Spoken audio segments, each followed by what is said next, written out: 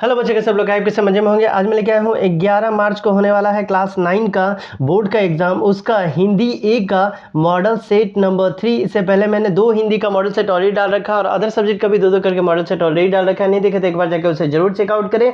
और इसके साथ साथ आपको सब्जेक्ट वाइज चैप्टर वाइज भी अगर डिटेल वीडियो चाहिए तो उसका भी वीडियो बना रखा है। सबका लिंक आपको आई बटन डिस्क्रिप्शन दोनों में मिल जाएगा। और आपको क्या करना है, तो जहाँ कहीं आपने ग्रुप बना रखा है हर ग्रुप में इसे शेयर कर देता है कि आपके तरह आपके फ्रेंड्स को भी इसका फायदा मिलता रहे। तो चलिए बिना देर के शुरू करते हैं हिंदी का सेट नंबर 3।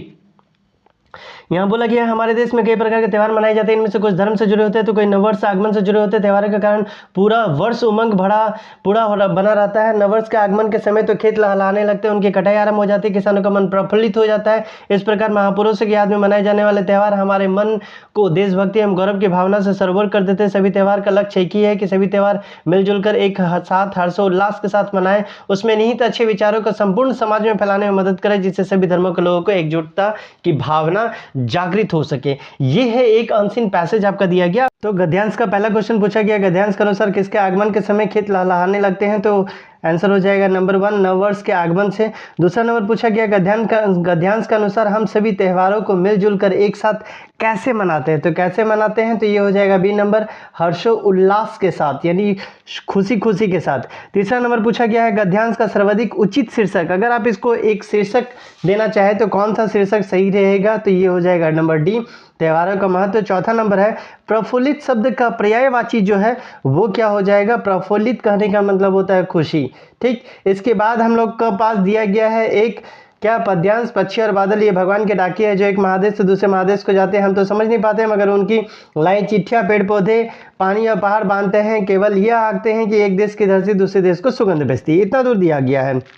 अब इसमें पूछा गया है पक्षी और बादल किस रूप में बतलाया गया है? रूप इसमें कौन सा दिया गया? तो डाकिए आपके अनुसार ये अनसीन है, लेकिन क्लास 8 में चूंकि आप ये पढ़ चुके हैं तो आप बोल सकते हैं कि ये सीन है क्योंकि आपने इसे पढ़ा है। नंबर 6 है एक देश से दूसरे महादेश कौन जाते हैं? एक देश से दूसरे महादेश की और कौन जानते हैं? तो ए और बी तो नहीं होगा, इसका आंसर हो जाएगा नंबर डी पक्षी और बादल। 7वां नंबर है सुगंध में कौन सा उपसर्ग है? कौन सा उपसर्ग है? तो हो जाएगा सु।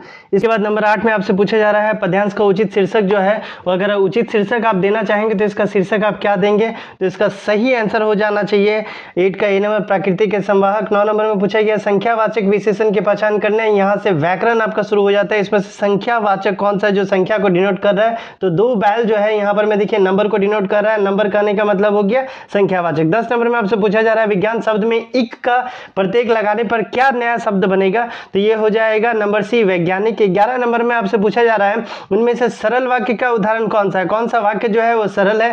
तो 1 नंबर हो जाएगा जोर जोर से वर्षा हो रही है। 12 नंबर में पूछा गया इनमें से किस वाक्य में कर्ता के ने चिन्ह का प्रयोग जो है वो हुआ है? तो ये हो जाएगा 1 नंबर शिक्षक ने कहा है। इसके बाद हम लोग आते हैं नंबर 13 में जहां पूछा गया निम्नलिखित में से सरकार का विलोम शब्द जो है वो क्या हो जाएगा? तो ये हो जाएगा बी साकार है, साकार का विलोम शब्द हो जाएगा निराकार। इसके बाद 14 नंबर में है ईंट का जवाब पत्थर से देना, मुहावरे का सही अर्थ क्या हो जाएगा?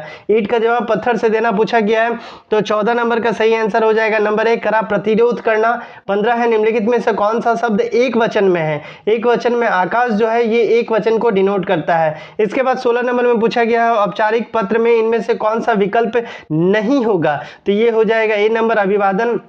17 है निबंध लेखन के अंतिम चरण को क्या कहते हैं? निबंध लेखन के अंतिम चरण को हम लोग उपसंहार कहते हैं, जिसको इंग्लिश में आप कंक्लूजन के नाम से जानते हैं। नंबर 18 है समाज में कौन से अंश आवश्यक है? कौन से अंश जो है वो रहना चाहिए? तो समाज में ये डी हो जाएगा नाम, भाषा, स्थान और गतिविधि, ये लिखना जरूरी होता है। इसके बाद आते हैं पाठ्य पुस्तक से रिलेटेड। यहाँ पर मैं एक आपका पद्यांश का भाग दिया है। एक काले माथे वाले चतुर चिड़िया श्वेत पंखों की झपाटे मारे फौरन टूट पड़ती है भरे जल के हृदय पर एक उजली चटुल मछली चोंच पीली दबाकर उड़ती रहती गगन में। यहाँ 19 में पूछा गया चिड़िया के माथे का जो रंग है वो कैसा है? तो ये हो जाएगा काला।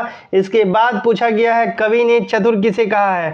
तो कवि किसको चतुर कह रहा है? तो चिड़िया को कवि जो है वो चतुर कह रहा है। इसके बाद 21 नंबर में पूछा गया चिड़िया मछली को किस तरह से पकड़ती है, तो झपाटे मार करके।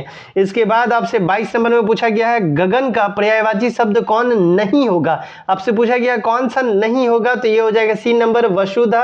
इसके बाद आते हैं नंबर 23 में, जहां पूछा जा रहा है साखिया और शब्द पाठ के आधार पर दिए गए पदों का तत्सम रूप इसमें से कौन सा होगा।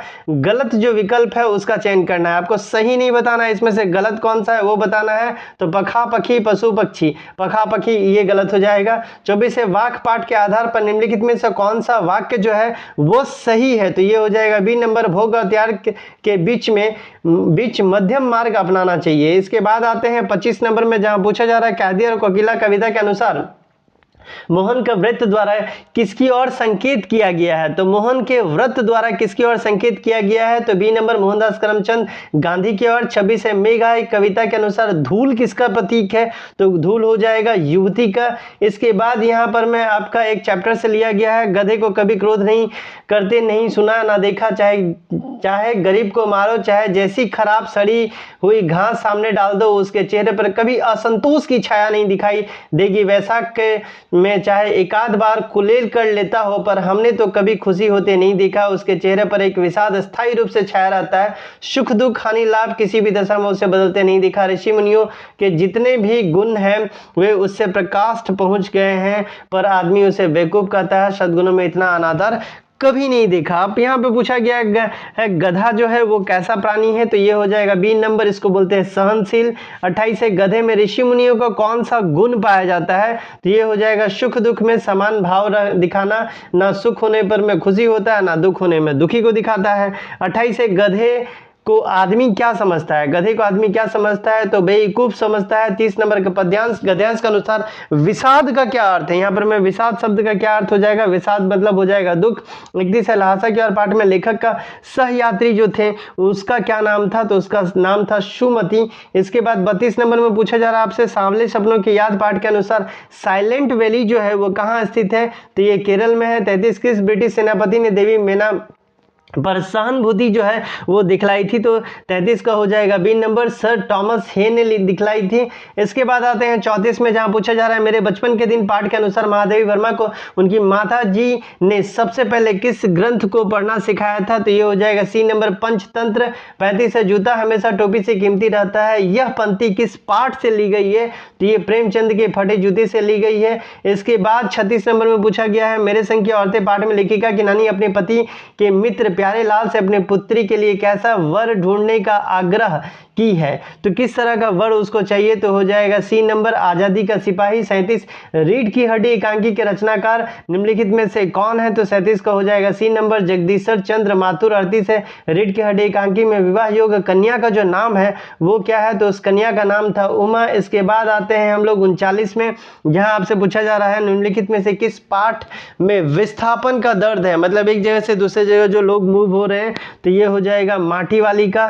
40 है माटी वाली पाठ में किस शहर का वर्णन है, तो यहाँ पर में टिहरी का वर्णन है। तो ये था आपका हिंदी का सेट नंबर 3। 2 सेट हिंदी का ऑलरेडी डाला हुआ है, अदर सब्जेक्ट का भी सेट डाला है, सारा लिंक आपको आई बटन डिस्क्रिप्शन में मिल जाएगा। आपको क्या करना है, तो जहां कहीं भी आपने ग्रुप बना रखा हर ग्रुप में से शेयर कर दे, ताकि आपकी तरह आपके फ्रेंड्स को भी इसका फायदा मिलता रहे। चलिए मिलते हैं अगले वीडियो में, तब तक के लिए bye bye, take care and best of luck for your exam.